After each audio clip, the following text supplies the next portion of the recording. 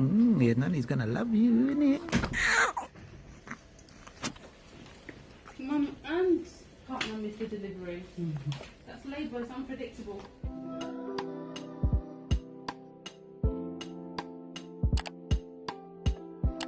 Hi guys, welcome to my channel. I know this video was supposed to be a Q&A and I have filmed and edited that video, but I'm just not 100% sure on posting it. So as you can tell by the title, I'm going to tell my labour story instead. I think it's interesting for people who are pregnant or just people who are generally interested in like what labour is like to hear all different kinds of experiences. My labour story is actually quite good in comparison to some of the like horror stories I've heard. Right, so the day before my due date, I was at home. I just moved into a new flat and I noticed that I had like this weird mucus coming out with me and I didn't know what it was. So I called 111 and asked them if it was something to worry about. They basically explained to me that it's probably my mucus plug coming out, but not to stress because that can come out like 2 weeks before you actually go into labour. So they sent an ambulance crew out just to be safe, and they've come and they've called the hospital that I was supposed to give birth at. And the hospital basically said to make me come in so they can examine me in person and make sure that there's nothing wrong with the baby and everything's okay. Right, so my parents at the time lived in Norfolk and my mum was supposed to be my birthing partner. We decided that it was best for her to come a couple of days after my due date so that she was definitely there when I gave birth. And obviously I didn't want to go to the hospital by myself. The ambulance crew said that the hospital was too far away for them to drop me themselves, so to get someone to come and meet me, they wouldn't let me like leave the house by myself. And the only person that was in London was my dad. So I called him and asked him to come to the house and come to the hospital with me. And he basically said like, you're not in labour, you're not having contractions and whatever. And he said there's probably no need to like bring loads of stuff with you. I didn't bring a lot at all. I didn't have like a baby bag packed or anything, which is one thing I would always recommend just having. Literally make it like 3 weeks before your due date and just have it there ready. I didn't do that, so I brought like nothing relevant with me. Anyway, so when we got to the hospital, the midwife came and said that she was just going to examine me, make sure it's fine, and then like if everything's okay, I can go home. She done the examination and she was basically like, have you been having any pain at all? And I was like, no, why is everything okay? And she said, everything's fine, it's just that you are in early labour. And I was like, no, I can't feel like anything. I've not had any, the only thing I'd had is like very mild period pains, but I'd got that like on and off my whole pregnancy.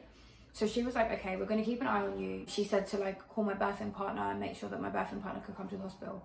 Obviously by this point it was like 1 o'clock in the morning and my boyfriend and my mum, neither of them were in London.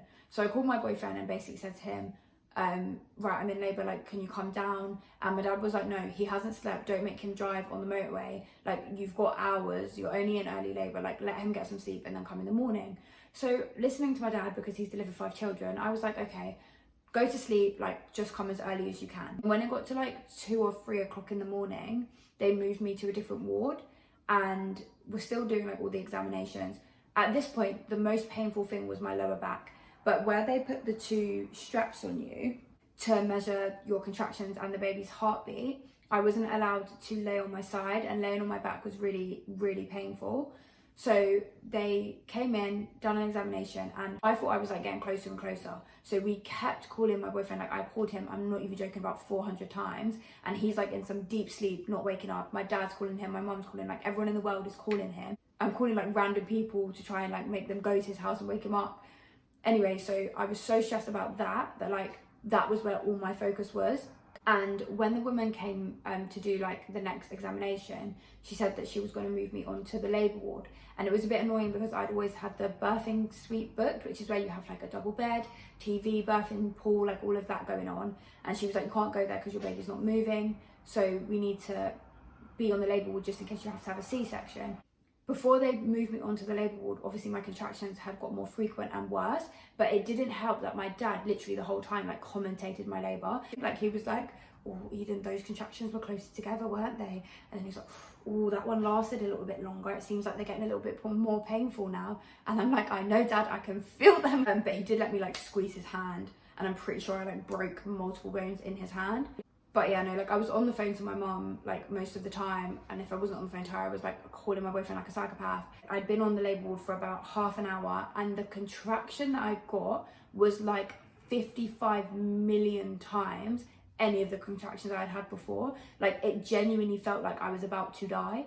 And I was like, oh my God, if this is what it is like at 4 centimeters dilated, like I haven't gone up, I'm not ready to give birth, like I can't take this. So I said to the midwife, I need an epidural, I can't do this, like I changed my mind, I don't care what I've said previously, just get me an epidural like now. Her and my dad started trying to like convince me that I was doing well and that I didn't need pain relief, and I was like, I don't think you understand, like I am dying, get me an epidural, like I'm not asking you, it's not a request, just go and do it. So she sent someone to go and get an epidural, and I had my second unbearable contraction, and my dad was on the phone to my mum, and my mum was going, she is ready to push, I can hear it in the way she's screaming, there is no way she is not ready to push. So with like all of this going on, I'm still trying to get everyone to get through to my boyfriend. Now the midwife's gone out of the room to do something, and then she's come back in and she's like, before we give you an epidural, I want to check how dilated you are. So she's done like the last examination. I was expecting like 5 or 6 centimeters. As she's like gone into the examinations, my water broke, and it was really weird because obviously like you always hear, oh, your water breaks and that's how you know you're in labour. But it broke and I had completely forgotten that was even a thing. So as it's broke, I'm like, what on earth has just happened? Like I'm suddenly soaking wet. I didn't know, I was just genuinely so confused. And she's like, you're 10 centimeters push. So I'm like, what do you mean? 5 seconds ago I was 4 centimeters dilated. How am I 10 centimeters dilated? It's literally been like 40 minutes. And she's like, just push. So I'm pushing like as hard as I can. And she's like, you need to push harder. The baby's heartbeat is stopping, like push, push. So everyone in the room was like, push, push, you're not pushing hard enough. I'm not sitting here having like a cup of tea. I'm trying at my hardest. And I obviously needed to get her out as soon as possible. And clearly I wasn't pushing hard enough. So they've given me an episiotomy, which is basically where they cut your hole open so that there's a bigger gap for them to like get the baby out quicker. So not only have they given me an episiotomy, and it's the most horrible thing because I genuinely felt them cut. Anyway, and then I've also torn. So they cut me horizontally and I tore vertically. So literally my whole situation was just a mess. I think it took me 15 minutes to push her out. And once she was out, they obviously took her to weigh her and then gave her to me for skin to skin contact. I was still in really bad pain in my lower back. So I'm like, okay, finally I can like turn on my side and be comfortable. And the woman's like, you can't lay on your side, we need to stitch you. So I'm like, I actually can't deal with any more. Like I've really had enough. I've been awake for nearly 48 hours. Like I just want to go to sleep. Like I actually don't care at this point. And she's like, okay, I'll do it as quick as I can. So during pushing, I lost 800 milliliters of blood.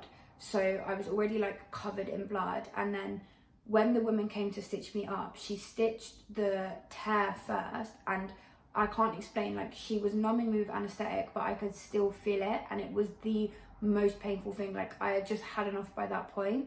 So she stitched that, and it took her like 45 minutes just to stitch that. And then she stood up and she was like, I'm really sorry, but I'm covered in blood, I need to go and get changed, and then I'll come and stitch the episiotomy. So when she came back in, she done that one so much quicker than the tear, and I've always kind of felt like she rushed it because I was uncomfortable. Anyway, so that gave me like loads of problems afterwards, the scarring of it and stuff, but it's like completely gone now. So once I'd actually pushed her out, my dad managed to get in contact with my boyfriend and he made his way to the hospital. So once they'd finished stitching everything, about an hour after that, I think he got to the hospital, and they moved us to another ward because I had an infection in my womb and they thought there was a possibility and Noah could have it as well. So we stayed in the hospital that night, and that's like a completely different story. It was like literally the hardest thing ever. But in terms of my actual labour, I feel like I'm so lucky. I was only in active labour for an hour and 43 minutes, which is for your first birth not bad at all. I'll post some pictures of when she was first born so you can see how tiny she was. She was £6.11 in weight and 27 centimetres in length. And she had literally so much hair. Like, I don't know where it came from, but she just had so much hair. I just feel like it's good for people to hear both sides, the labour stories that aren't really awful and the labour stories that are genuinely scary as hell. But yeah, those are the main points of my labour and what happened. And again, thank you so much if you've watched this video. I really appreciate it. Please like, comment, share and subscribe, and let me know what kind of content you want me to make, because my plan is to post a video weekly. So definitely let me know what you want to see next. And again, thank you for watching.